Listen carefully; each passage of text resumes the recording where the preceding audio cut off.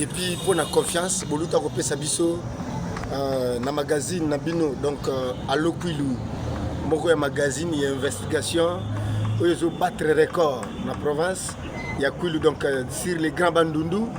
et puis netani mobimba RDC aujourd'hui on a une plateforme nyonso donc tout ça officiel Facebook tout ça na page officielle YouTube tout ça officiel TikTok tout ça officiel Instagram tout ça officiel mais tout ça installé précisément na ville la bandundu après ma investigation totamboli na Oshwe Kiri Kutu Inongo Nyoki Toye totamboli na Grabandundu donc en général Kenge Popo Kabaka Kaemba Kaungula Chamukwale Toye na Bakata Masi Tokei Gungu Idjof place aux élèves qui sont passés et puis pendant le succès na Bulungu maintenant là na zone na Bandunduville avec mes analyses Lelo biso toujours s'organiser avec ma journaliste en place total nini parce que tout le monde a bandé au Kabauta ailleurs Lelo l'histoire betama il y a patriarche un grand notable la personne de l'excellence Abdon Etina Lelo na Maïndombe aza incontournable pourquoi après ba investigation biso sala ba investigation le gars tout ça ba investigation tout ça ba investigation appropriée donc il faut quitter pendant pour le koyeba mutu ngai na zolo be labino ça fait maintenant 3 ans passés na kanga photo na autorité morale il y a Aposem Abdon Etina na honorable maître Papignongo na l'actuel député national à Ville Bandundu Eric Nzambi mais après en tout ça qui une fois place moko na bande groupe la mbochila orchestre la mbochila en plein masolo et c'est parce que au vendre c'est muto azumusala ezalaka effort Abdon Etina muto na bima ina hôpital eza effort Abdon Etina muto na cho mona azovandana eza effort Abdon Etina alors et c'est qui tozinda na sala investigation na mai ndombe pona ko luka koyeba oyo Abdon Etina salaka na effort ya mutute makasi ya mutute na sala kiango exprès pona yeba si réellement ba information na yokaka concernant le président national et puis l'autorité morale il y a Aposem mutoyo aza parmi ba grand notable na mai ndombe l'actuel grand notable donc les patrons l'autorité morale Abdon Etina donc biso bariki masala bandoko mai ndombe so bolingo ba biso botuna Papi Bula donc ya Papi Bula ayebi force na biso za ba chien de chasse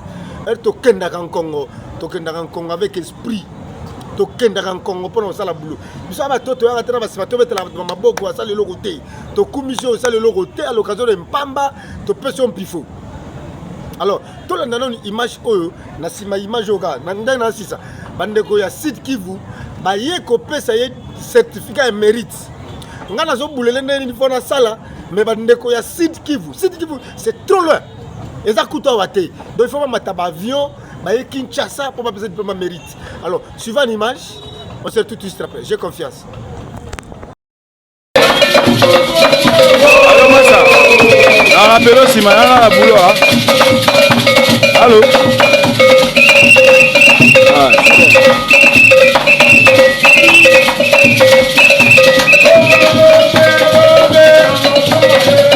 allô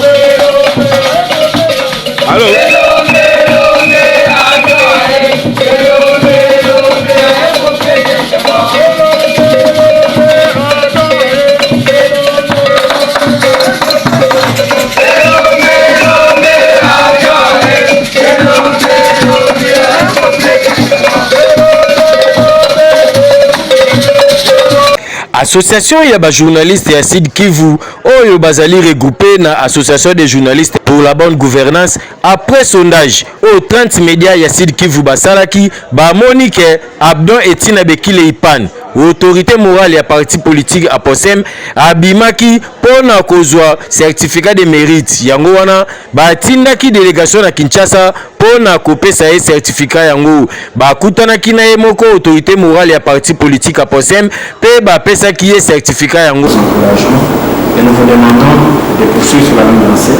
non seulement pour le Sud Kivu, mais aussi pour d'autres grands pays tels que les Feux, le chef de l'État, Félix Antoine Tshisekedi Tshilombo, qui demande à ce que tous les Congolais partout où ils se trouvent s'investissent. Les lauréats Abdon Etina, Azangaki Malobate, pour la geste yango. Je suis très touché par cette marque de reconnaissance, parce que tellement on dit que la reconnaissance n'est pas de ce monde. C'est le geste qui compte, ça m'encourage. C'est vrai que ce que je fais, je soutiens les leaders politiques qui sont issus de mon parti. Et à travers eux, la population tout entière se retrouve, n'est-ce pas? Maintenant que vous me témoignez la reconnaissance de la population à travers les gestes que je pose, je suis fier de recevoir ce certificat. Et je vous promets que je vais le poser là où il y a toutes mes photos. Comme ça, tout celui qui viendra dans ma maison pourra voir ça. Merci beaucoup. Nangambu na bango pe balobi boye. Il a beaucoup fait pour le Sud Kivu à travers, comme il a dit, les différentes personnalités politiques, membres de son parti politique à Posen. Je cite par exemple Albert Mungolaka Chatifo Kamak, qui à lui seul a réussi à mettre fin à l'insécurité dans la ville de Bukavu. Il ne s'est passé plus de 2 jours, 3 jours sans que les maisons ne soient visitées. Mais depuis qu'elle s'est investie, en tout cas, la population commence à dormir paisiblement, hormis justement quelques poches, mais dans l'ensemble, en tout cas, tout va bien. Il a également aidé par rapport à la réhabilitation de certaines routes au niveau de la ville, mais également dans certains territoires. Pour parler par exemple du territoire de Walungu, plusieurs routes de dessert agricole ont été réhabilitées sur base de machines achetées par l'autorité morale de la POSEM. Et aujourd'hui, les cultivatrices, les cultivateurs peuvent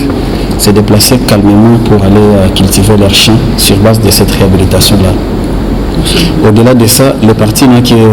je crois, une année d'existence au Sud Kivu, et à la clé, il y a déjà 5 députés, notamment 2 au niveau national et 3 au niveau de la province.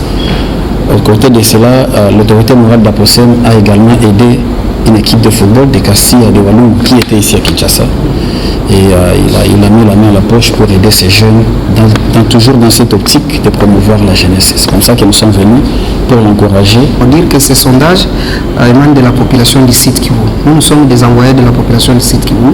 parce que souvent ces sondages sont lancés dans l'opinion sur différents médias de Bukavu. Et ces sondages avaient jeté un dévolu sur l'autorité morale de la POSEM. Nous encourageons l'autorité morale pour ses actions qui continue à faire ce qu'il doit faire pour la province du Sud Kivu. C'est devenu en tout cas un fils du Sud Kivu, c'est devenu un fils adoptif du Sud Kivu et il devient désormais ambassadeur de la paix au Sud Kivu. Donc nous l'encourageons, il a eu le diplôme d'ambassadeur de la paix au Sud Kivu, il y a un problème au Sud Kivu, il doit désormais intervenir comme fils du Sud Kivu. Et Sengeli Boyebake, association Oyo Eza regroupée na plus de 45 journalistes à Sud Kivu. En tout cas, honorable Abdon Etina, oza koya solo continuer na baction ya boye po na bolamu ya ba congolais yebake ba récompense e kozalaka kaka nzambe ya sunga pe abatela yo po continuer ba action ya générosité ya boye à partir à lelo Abdon Etina ambassadeur de la paix pour le Sud Kivu à Posem toujours bolandi image wana ndenge bandeko na biso ya Sud Kivu eza musika na Grabandundu. Ceux qui battent les autres courage, il y a un musika pour ça certificat mérite, diplôme mérite. Na un grand notable ya Grabandundu. Maintenant là pour le Grabandundu, Abdon Etina, c'est un patrimoine. Baza bato ba biso to ko perdre bangoti. Baza bato biso il faut saisir l'opportunité ya kozalaka na bango. Na yeba ki en passant la sima honorable maître Papinyango une fois seulement. Tozana mwana mbogeri kinzambi.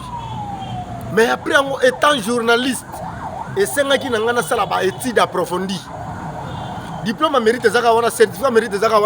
azana ba diplôme mérite, telle belle papier ça. Mais ils sont intéressés ko tambola na tamboli na mai ndombe. Na kuta ina ba famille,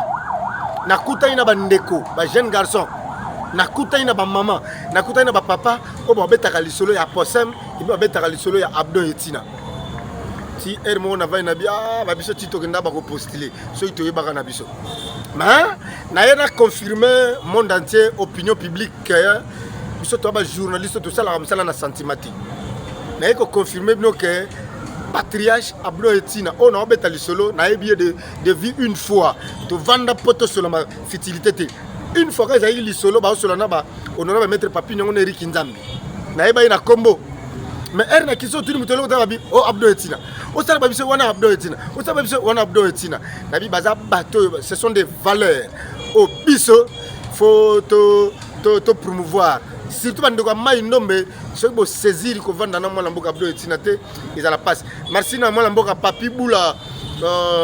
et puis merci na bande ko no sur aposem bozolo ndabiso à travers RDC na bi que boza est belé donc bon continuer à s'abonner pour nous rendre ba info na bino à temps réel il y a aposem merci beaucoup j'ai confiance Jack